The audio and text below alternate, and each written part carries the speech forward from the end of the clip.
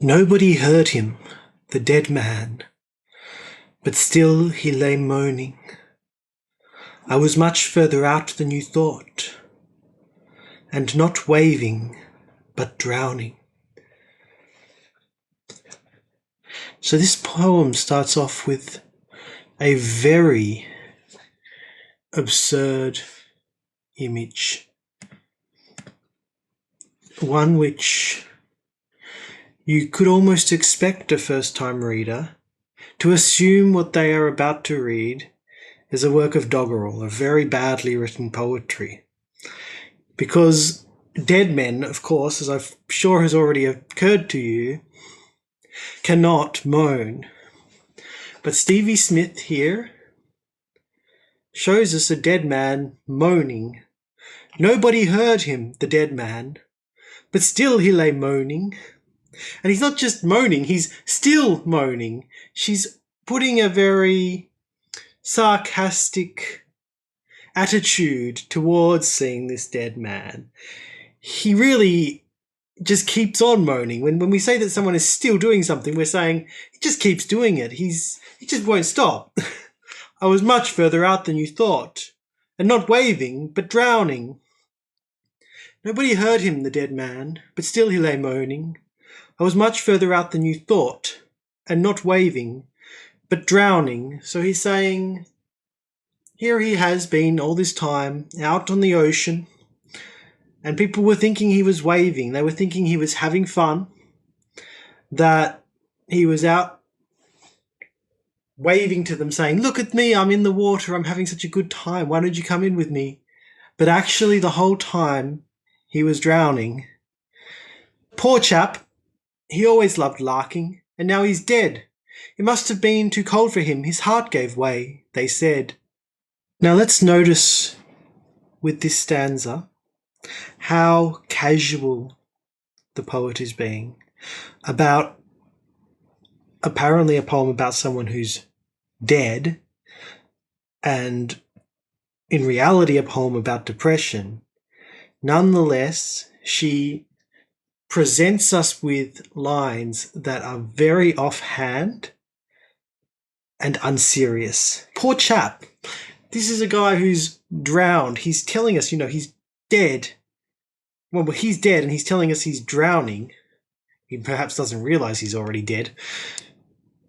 He always loved larking, and now he's dead. It must have been too cold for him. His heart gave way, they said. So here is the people who've been watching him, us. We're saying he loved larking, he loved having fun. I think that's a word that maybe Americans don't use, so I'll just say that larking is having fun, having a bit of a joke around. Poor chap, he always loved larking, and now he's dead. It must have been too cold for him. His heart gave way, they said. Not only are the words sort of diminishing what's happened and the seriousness of what's happening, even the form is broken. Yet again, it feels like Doggerel. It sort of feels like it should be a ballad meter, which is a 4-beat line followed by a 3-beat line, and then another 4-beat line followed by a 3-beat line, with the second and fourth lines rhyming, as in this poem. But here we don't have the correct meter, the correct length of lines. We have actually quite a long line followed by a very short line.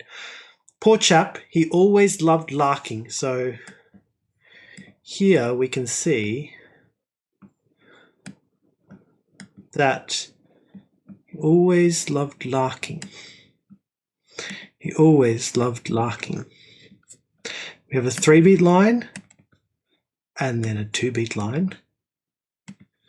And then we have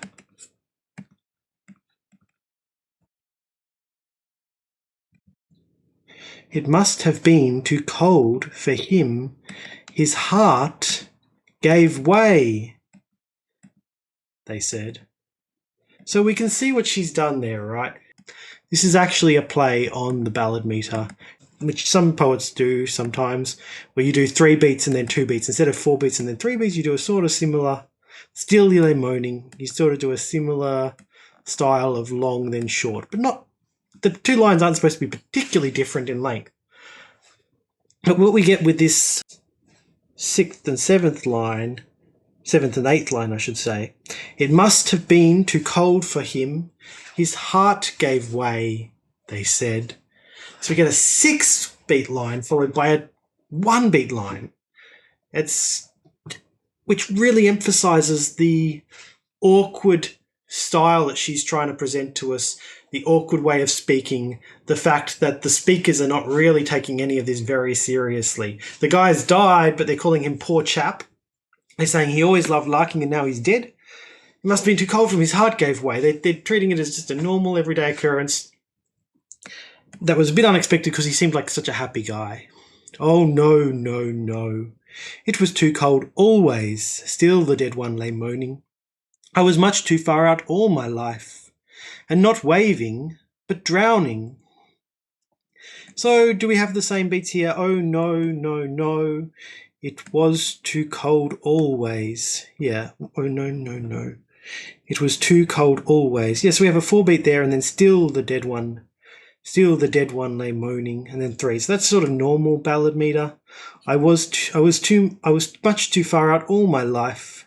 I was much too far out. I was much too far out all my life, and not waving but drowning. It's actually quite a hard poem to scan because it's constantly on the verge of being doggerel. The lines only barely work as proper metrical lines of English verse, and the poet has done that on purpose. She's playing with us. She's playing with us by presenting us with a style that sounds awkward and bad, but it comes together through combining with the meaning of the poem, but by downplaying what's happening, which is sort of the point that she's making, that we can have this situation where someone is presenting things as being a bit of a light-hearted joke, presenting themselves as being perfectly happy and fine and just brushing everything off like she's doing with the meter, when in reality they're depressed and we've got to actually be really worried about them. Let's look at for this final stanza, let's have a look at how she yet again plays with the doggerel style. For one thing, she repeats the word no 3 times. You don't usually repeat words in poetry, and particularly such a boring word as no, not to mention the O, with a comma, just emphasizing that O.